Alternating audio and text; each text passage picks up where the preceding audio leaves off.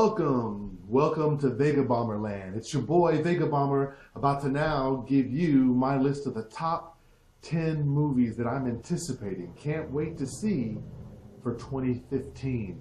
Yeah, so let's go ahead and jump right on in.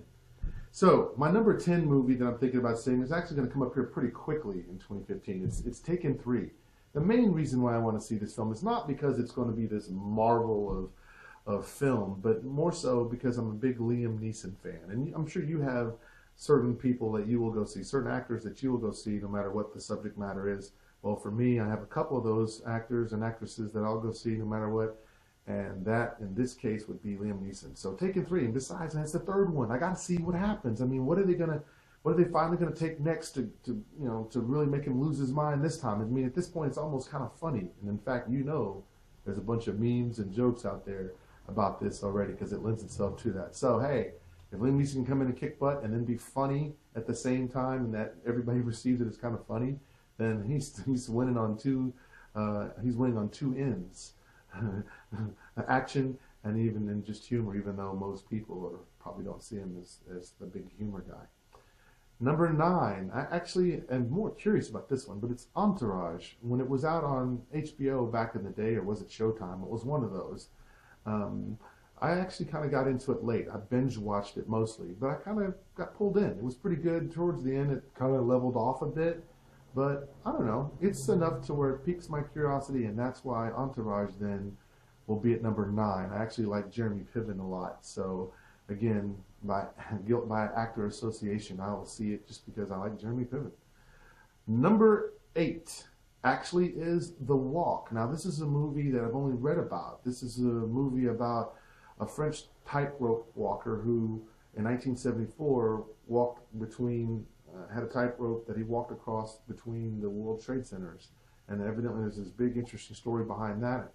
That sounds different. Sounds kind of cool. I mean, you can't have it just be movies about superheroes all the time and spaceships. Oh, wait a minute. Yeah, you can. Those make a lot more money. No, but this one probably will give us a break from some of that. So I'm interested in seeing this movie. I read the synopsis and I thought, okay, now the trailer could change my mind, but as for now, I'm thinking The Walk might be pretty good. Oh, and in fact, I think the film is going to be directed by Robert Zemeckis, and in it, I can trust the acting abilities of Joseph Gordon-Levitt. It's going to be in it, and Ben Kingsley. So there's 2 more other actors in it, and a good director, I think. So maybe that would be a good one. Number 7, this one I'm really wanting to see too. It's straight out of Compton. It's the story of NWA. I used to listen to NWA in college, used to know the songs. I'm very interested in this. I love movies about music or musicians or anything like that at all that's pop culture that gets big, and NWA blew up with no radio play. Now, of course, it was because, well, the language is pretty coarse, but we understand why that's happening. And so that movie I definitely want to see. Plus, I'm a big Ice Cube fan. I want to see who the guys are that they pick to play or portray these guys in the movie. I want to see how close they get them to the real MC Ren and Dr. Dre, and Ice Cube and all of them. I mean, I grew up with those guys in college, so in a way, I kind of want to see that. My number 6 is The Hateful Eight. Yes, a Western. It's been a while since a good one. I think the last good Western I saw was 3:10 to Yuma with Russell Crowe and Christian Bale. Well, this is Quentin Tarantino, so he may not or may go ahead and move this movie out or put this product out in 2015. I hope he does. If he does, then Hateful Eight has to be on my list because I got to have some Westerns too. Again, I like to break up some of the monotony that's going to be nothing but just sci-fi, superhero films, and action films. Although I love them, I got to have some extra balance, some more balance to the force, if you will. Now, my top 5 in the top 10 here. My top 5, number 5 is going to be Jurassic World. Of course, I love big dinosaurs running around and seeing how the people are going to deal with it because that's not every day. Godzilla was great. I thought it wasn't super awesome, but it was still good enough. I bought it on Blu-ray. So Jurassic World, sure, I'm in. Bring that on. And the trailer was good. It was compelling. It was enough to make me want to go see it. I'm in. So that's all you need to know about that. Number 4, American Sniper. Bradley Cooper is really impressing me. He's becoming this force. And he's not just taking movies where he just gets to sit back and be smarmy. He's doing action, he's doing drama, he's doing all these things, and I like it when an actor stretches out. He might become one of my favorite actors here before too long. But yes, American Sniper, I mean, just the trailer grabbed me.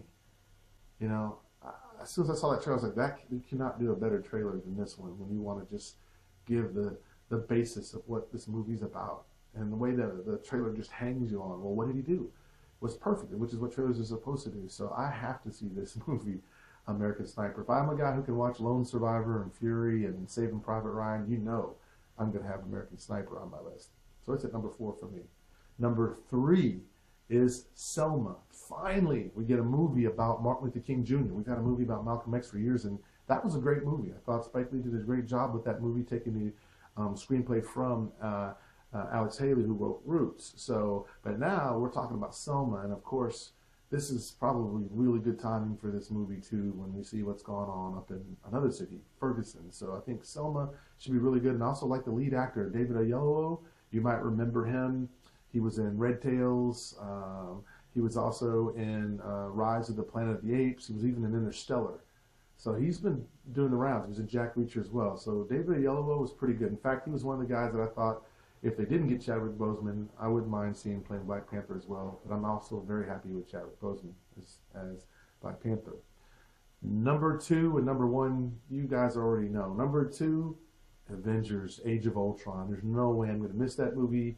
It's completely compelling in terms of what we've seen thus far in the trailers. There's no way I'm going to miss that movie. I'm going to see that movie several times, and of course buy it on Blu-ray, even the special edition that you can get at Best Buy or Target or something like that. Because I already know James Spader as the voice of Ultron, and then bringing back the Avengers. Yeah, and this one looks like it's a little bit more serious, which is fine. I mean, all the Avengers movies can't be just jokey the whole time. So I don't mind a darker tone. So what made Empire Strikes Back great. So Avengers: Age of Ultron, my number 2. And now, my number 1 most anticipated film. There's no need to even play around with it. Boom and pow! Boom and pow! Boom and pow! Boom, boom, boom, pow!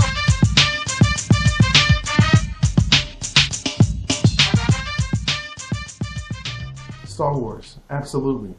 Who isn't waiting to see Episode 7? I mean, you got some of the old cast, and Princess Leia, Han, Solo, and of course with C-3PO and R2-D2 more than likely in this movie as well. Mark Hamill, Luke.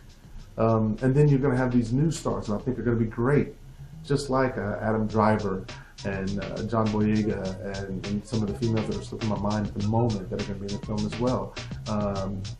This is great. I can't wait to see how they're going to bridge it, and they're going to be extremely smart because I have faith in J.J. Abrams. He's going to put out a movie that, well, you're always going to have that naysayer somewhere in there, but the majority of people will like Star Wars Episode 7, The Force Awakens, because it's going to be great. All we've seen so far is just a little teaser trailer, and already we can't wait. It's like we got a whole year, so we're going to be grinding it out. So, but I'm pretty sure we're going to get some great trailers in between now and then.